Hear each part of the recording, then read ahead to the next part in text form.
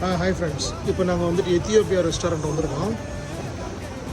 இங்கே ஃபுட்டு நல்லா இருக்குன்னு சொல்லியிருக்காங்க. நம்ம ஊரில் கிடைக்கிற மாதிரி இல்லாமல் இது கொஞ்சம் நல்லா ஹெல்த்தியான ஃபுட்டாக சொல்லியிருக்காங்க. இங்கே ஃபுட்டு எப்படி இருக்குன்னு பாருங்கள். சூப்பராக இருக்குல்ல.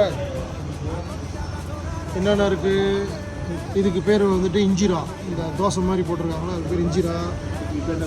இது வந்துட்டு பச்சை பயிறு மாதிரி ஏதோ ஒன்று போட்டிருக்காங்க. ஆமாம், அதுக்கு அடியில் பிளேட் இருக்குது.